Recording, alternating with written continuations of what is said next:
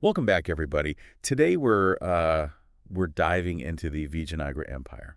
Ooh, very cool. We've got all these economic histories Hmm. to really uncover the secrets of how this South Indian powerhouse thrived for over 300 years. Yeah. And it wasn't just luck that made them so wealthy and prosperous. Right. I mean, we're talking they had seriously smart economic strategies figured out. Yeah, they really seem to get this concept of food security centuries before it became, a modern idea. Oh, yeah. Like their agricultural system wasn't just about growing food, it was like a strategic asset. Okay, so let's dig into that. What made their agricultural practices so special? Well, they were masters of irrigation. Okay. The rulers, they invested a lot in building these canals and these huge reservoirs called tanks. I mean, some of them are still in use today. Right. And this really ensured they had a stable water supply, Right. which meant they could grow a wider variety of crops. Right. And crucially, they could do it reliably year after year. Oh, that's so important. Oh, yeah. And they even implemented this really ingenious system called the surplus weir, which diverted excess water and that prevented flooding and, damage to their crops. That is incredible. Yeah. Talk about forward thinking. Yeah. So they had a consistent water source. Right. What else was going on? Well, they also knew the importance of diversification. Okay. They cultivated a huge range of crops. Like what?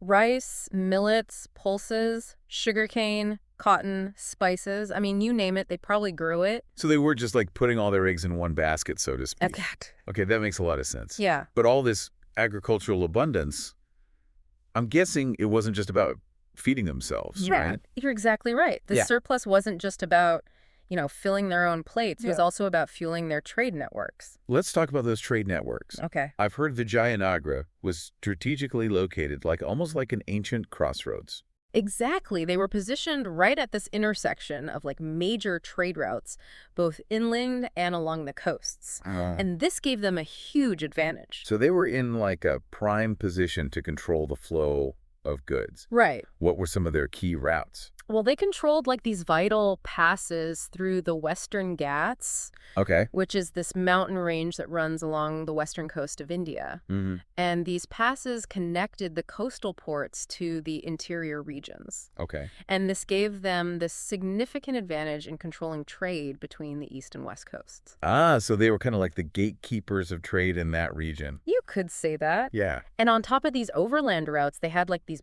bustling ports Oh, wow. on both the Arabian Sea and the Bay of Bengal. So they had it all. Yeah, and this let them engage in maritime trade with these distant lands, Like where? stretching all the way to the Middle East, China, and even... Wait, are you telling me they traded with the Romans too? Yeah. I remember reading about Roman gold coins being found in southern India. That Yeah. just blows my mind. I know those coins are tangible proof of just how far Vijayanagara's trade network stretched. Yeah. They exported textiles, spices, precious stones, even horses. It's remarkable to think about those connections that existed back then. Yeah. So we've got a thriving agricultural base and a network of trade routes spanning continents. Right. What was happening in their marketplaces? What were the market dynamics like? Okay, so picture this. Okay. Bustling marketplaces filled with merchants from all corners of the globe. Mm-hmm. A constant buzz of activity, the clinking of coins. The sights, the sounds, the smells. It must have been quite an experience. Oh, absolutely. Yeah. And beyond the sensory experience, the Vijayanagara markets were these vibrant economic hubs underpinned by a sophisticated system of currency and credit. Oh, that's interesting. Yeah. What can you tell us about their currency? Sure. I bet they didn't have Bitcoin back then. No Bitcoin, but Yeah. they did have their own gold and copper coinage, which made trade within the empire and with foreign merchants a lot easier. But it wasn't a free-for-all. Right. They had regulations in place Check. to ensure fair trade practices Okay. and to prevent things like price gouging. So they understood that, some oversight was needed to create a stable business environment. Right. Makes sense. Yeah. It's fascinating to see how they balance free trade with regulations. Yeah. What else contributed to this economic stability? Another fascinating thing was the role of guilds. Oh. Merchants and artisans, they were organized into these powerful guilds, which had a big influence on regulating trade, setting standards for goods, and even resolving disputes. Hmm. They played like a crucial role in maintaining order and fairness within the marketplace. It seems like these guilds acted as both a support system and a regulatory body. Yeah. Very clever. Yeah. Sounds like everything was running smoothly.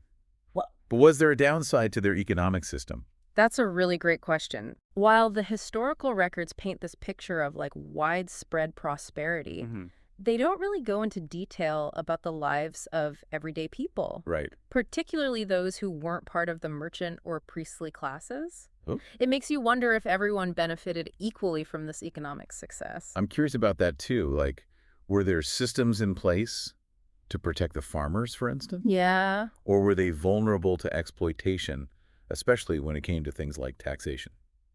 It's definitely something to think about. Yeah. And it's a reminder that even in these seemingly prosperous societies, Yeah. there are always people whose voices are often missing from the historical narrative. That's a very sobering thought. Yeah. But it also highlights the importance of, critical thinking and examining history from multiple perspectives. Exactly. Yeah. And that's what makes exploring history so fascinating, isn't it? Absolutely. There's always more to uncover, more to question, and more to learn. Absolutely. And on that note, we'll be right back to delve deeper into the lives of the people who lived and worked in this incredible empire. Sounds good. Welcome back. We were just talking about how not everyone in Vijayanagara might have benefited equally from their economic success. Yeah, it's easy to get lost in the grandeur of empires. Right. But we have to remember that these were real people with, diverse experiences. Absolutely. Speaking of which, I've been wondering about the lives of, the merchants themselves. Okay. What was it actually like to be a merchant back then? Well, imagine a world without, airplanes or even reliable roads. Yeah. Their journeys were filled with challenges like bandits, unpredictable weather, political instability. Right. It wasn't all, exotic spices and silk robes. Yeah, it sounds like a tough job. But for those who were successful, Yeah. it must have been pretty lucrative. Yeah, it was. Did they hold, a high social status? It's interesting because the sources show this really complex relationship between wealth, social status, and religious beliefs. Okay. On the one hand, successful merchants were super influential. Yeah. They were often patrons of the arts, contributed to temple construction, and they even had influence in government. Through their guilds. Exactly, through their guilds. They wielded a lot of power, both economically and socially. So even back then, economic influence translated into social and political clout. Right, but like I said, there's this religious aspect that makes things more complicated. How so? We have to remember that the Vijayanagara Empire was deeply rooted in Hindu tradition, Okay. which had a very clear social hierarchy. Right. And the Brahmins, or the priests, Mm-hmm. they were at the very top. Of this hierarchy. Yeah, so even though merchants could be wealthy and influential, Yeah. they weren't necessarily at the very top of the social pyramid. So there were some invisible ceilings. Exactly. Even for the people with the most gold. Right. Their status was high, but it was still within the existing social order. And the sources, they often highlight the piety and religious devotion of these merchants, even as they're describing their wealth and influence. So it's almost like they were trying to prove that their wealth didn't make them any less religious. Exactly. It was crucial for their respect within that social structure. It's a good reminder that economics is never just about economics. Right. It's always tied to the social and cultural values of the time. Absolutely. And speaking of time, empires don't last forever. True, Pat. What factors ultimately led to Vijayanagara's decline? I imagine it's a complex story. It is. Probably a mix of internal and external pressures. You hit the nail on the head. Yeah. Internal struggles definitely played a role. So, Succession disputes weakened the central authority, yeah. and tensions between different groups within the empire put a strain on their unity. The classic power struggles and infighting. Yeah, seems to be a recurring theme throughout history.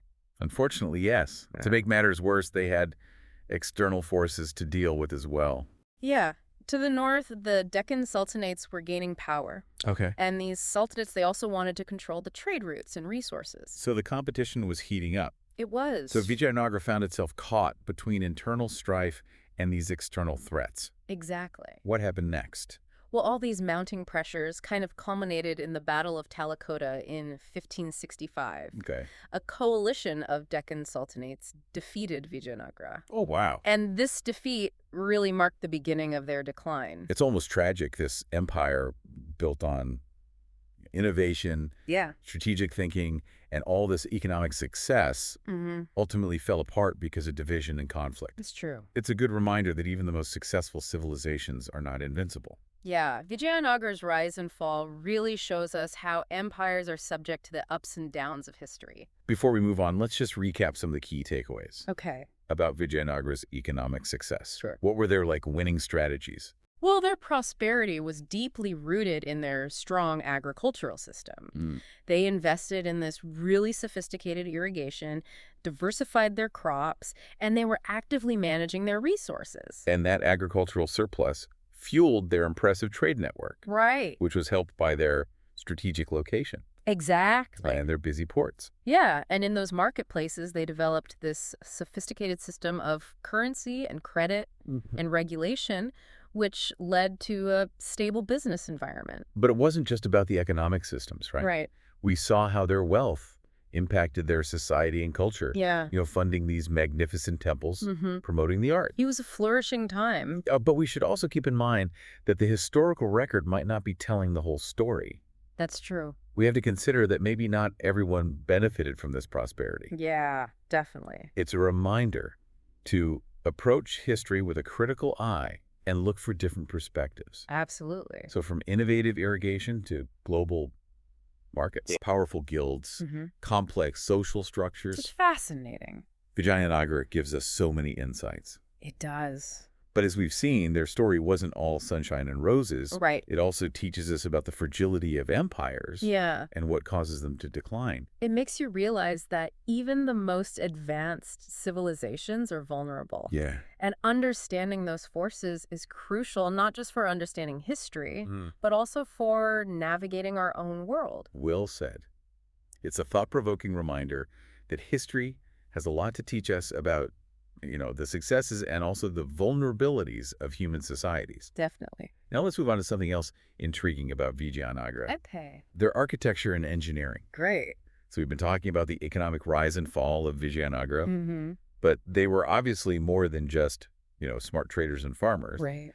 Their architecture and engineering Oh, yeah. are incredible. The scale and complexity of their buildings are just amazing, especially when you consider they didn't have modern tools or anything like that. So, what were some of their most impressive achievements? Well, there's the Virupaksha Temple at Hampi, which was the empire's capital. Mm-hmm. This temple complex is like a masterpiece of Dravidian architecture with these towering gopurams, Okay. which are the entrance towers, Right. these intricate carvings, and a massive hall supported by all these ornate pillars. I've seen pictures. Yeah. It's really awe-inspiring. It is. What gets me is the level of detail. Yeah. It's like every surface is covered in these elaborate carvings, Right. telling stories from Hindu mythology. Exactly. These temples weren't just for worship. Right. They were also expressions of art, culture, and power. Yeah. And the Vijayanagara rulers were clearly patrons of the arts. Mm-hmm. They used their wealth to create these grand projects. It really shows the connection between, economic success and cultural flourishing. Right. They had the resources to invest in these elaborate expressions of their beliefs and values. Exactly. And it wasn't just temples. What else? They built these amazing irrigation systems, Oh, like the cool. Kamalapuram tank, Wow. which was basically a man-made lake. Wow. They used it to store water for irrigation. Okay. And it was so big, it could irrigate thousands of acres of land, Really? even when it was dry. We talked about their irrigation systems. Right. But to build something that big, Yeah. they must have had some serious engineering skills. Oh, they were masters of hydraulic engineering. They understood gravity and water flow and land contouring. Yeah. They built this whole network of canals and aqueducts and sluice gates to control the water, directing it to where it was needed. That's incredible. And they even had ways to prevent silting, Oh, why? so their waterworks would last longer. It's amazing how much planning and ingenuity went into these projects. They weren't just building stuff. Right. They were shaping the landscape. Yeah, their understanding of water management was remarkable for the time. Absolutely. And it wasn't just for irrigation either. Okay. They also built these incredible fortifications, like the walls around Hampi. Mm-hmm. They stretched for miles and had multiple layers of defense.